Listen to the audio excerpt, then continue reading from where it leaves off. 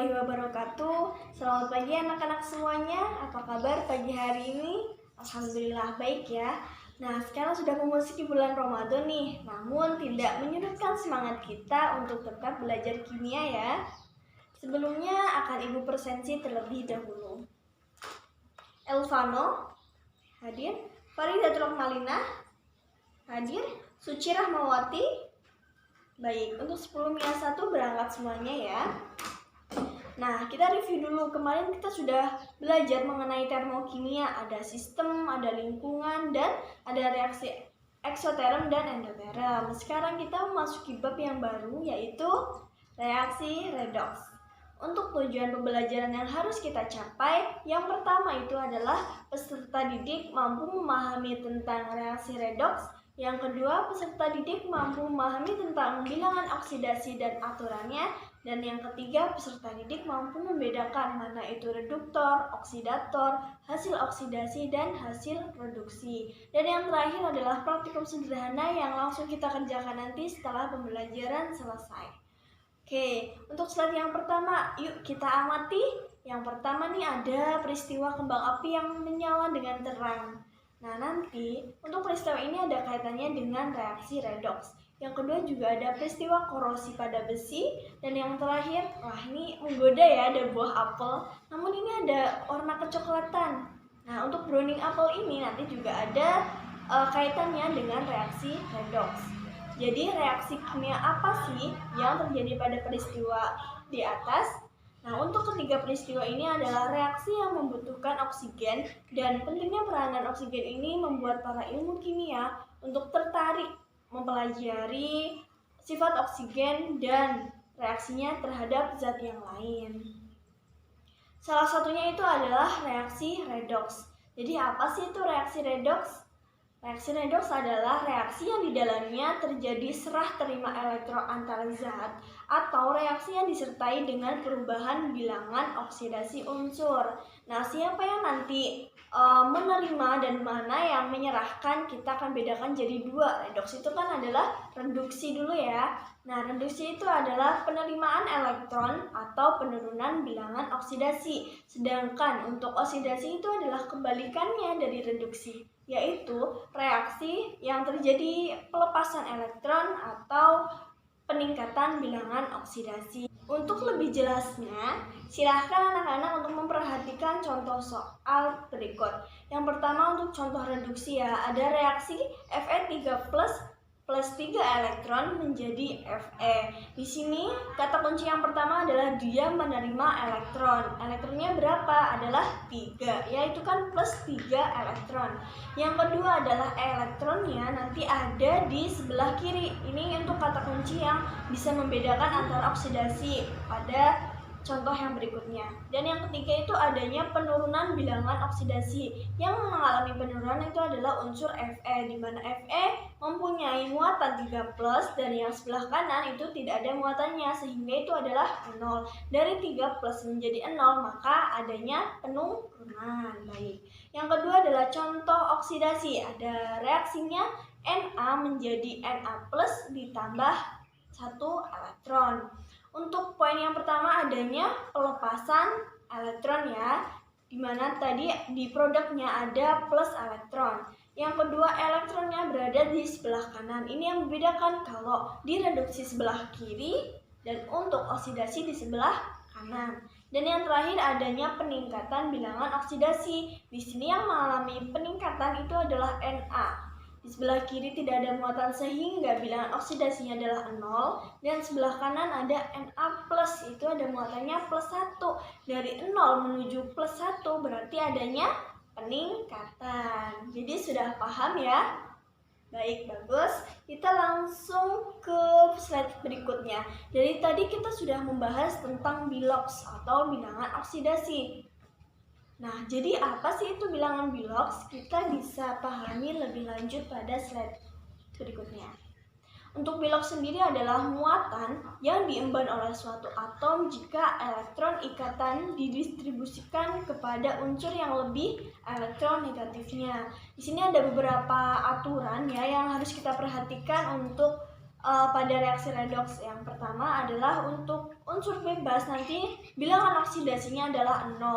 Unsur bebas ini ada beberapa macam. Yang pertama adalah monoatomik. Mono itu artinya ada satu, berarti nanti ada satu unsur. Yang kedua ada diatomik. Dia itu artinya di itu ada dua ya. Jadi nanti ada dua atom yang sama yang berikatan. Dan yang ketiga adalah poliatomik. Poli itu artinya lebih dari dua. Jadi nanti ada beberapa unsur yang berikatan dengan atom yang sama. Sebelahnya ada contoh untuk monoatomik ada Na, itu nanti bilangan oksidasinya adalah 0. Untuk diatomik ada O2 sama F2. Nanti dia juga bilangan oksidasinya adalah 0. Dan yang terakhir adalah poliatomik. Contohnya itu adalah S8 dan P4. Itu nanti nilainya juga 0. Aturan yang kedua adalah semua atom logam nanti adalah bernilai positif. Positifnya berapa? Nanti disesuaikan dengan golongannya. Itu ada contoh untuk golongan yang pertama ya, ada Li plus 1. Nah, berarti nanti dia bilangan oksidasinya adalah plus 1. Itu ada juga Na plus 1. Dia juga nanti nilainya plus 1.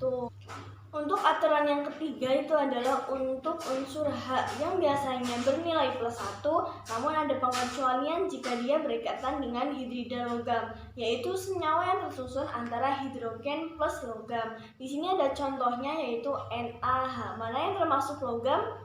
Ya betul, yang termasuk logam itu adalah natriumnya ya. Natrium yang berada pada golongan 1 maka nilainya adalah plus 1, sehingga untuk H adalah bernilai min 1. Untuk aturan yang keempat adalah untuk unsur O yang umumnya bernilai min 2, namun ada pengecualian jika dia berikatan dengan F2O maka akan bernilai plus 2. Mengapa? Nah, karena kita ketahui bahwa F itu adalah unsur yang elektronegatifnya paling besar, sehingga nanti ikatan elektronegatifnya akan lebih terikat atau lebih tertarik kepada unsur F. Maka untuk F nanti bernilai min 1, untuk ikatan F yang kedua juga bernilai min 1, sehingga untuk O nanti akan bernilai plus 2, sehingga nanti netral ya. Yang kedua, jika dia berikatan dengan peroksida. Apa itu peroksida? Jadi peroksida itu adalah senyawa yang oksigennya itu ada dalam bentuk O2-2.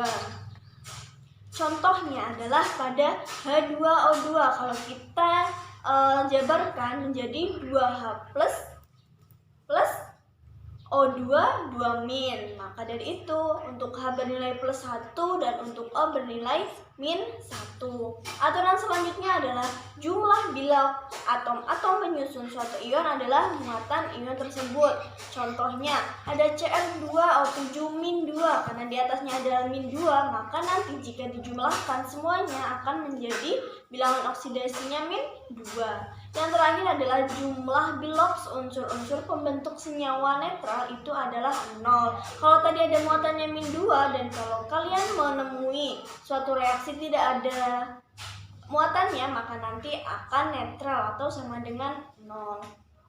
Di sini ada istilah-istilah dalam redoks yang harus kita pahami sebelumnya. Yang pertama itu adalah oksidator. Oksidator itu adalah zat yang mengalami reduksi. Jangan sampai salah ya.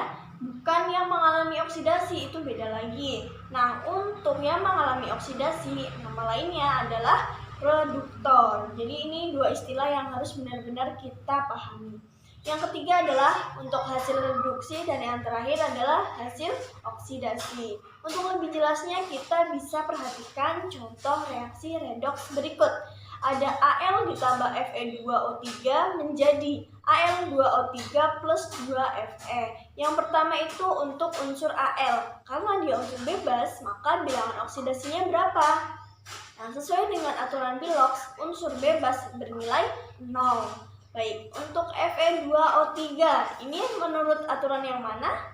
Betul, aturan yang terakhir, karena dia tidak ada muatan. Jadi, ini adalah untuk unsur netral ya, atau reaksi yang netral nanti akan sama dengan 0. Kita jabarkan satu persatu. Yang sudah kita ketahui itu adalah unsur O. O itu bernilai min 2, karena dia ada 3 sehingga nanti nilainya adalah min 6. Min 2 dikalikan 3 jadi min 6. Kalau kita turunkan menjadi Fe2 min 6 sama dengan 0. Karena kita mau mengetahui atau mencari tentang Fe, maka Fe2 sama dengan plus 6. Sehingga kalau kita jadikan satu unsur saja, Fe saja, maka 6 dibagi dengan 2, yaitu plus 3. Jadi bilangan oksidasinya nanti Fe adalah plus 3 dan untuk O adalah min 2.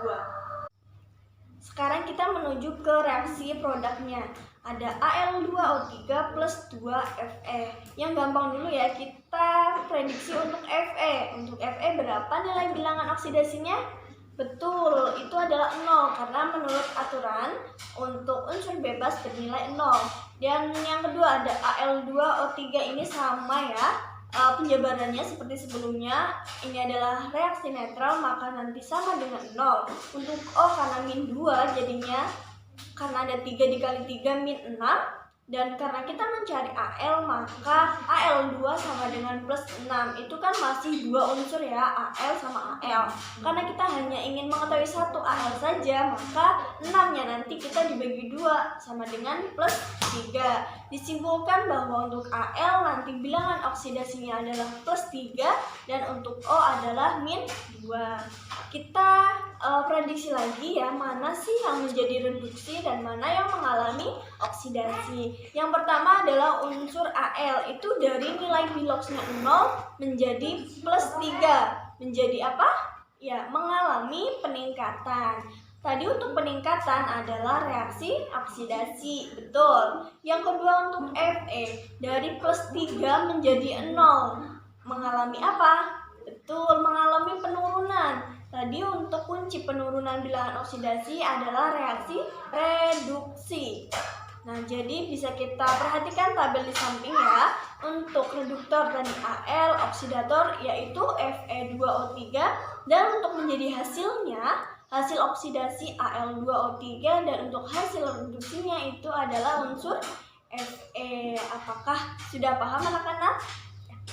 Ya, alhamdulillah sudah paham ya. Untuk memperdalam atau memperluas pengetahuan kalian mengenai redoks, silahkan untuk melakukan praktikum sederhana.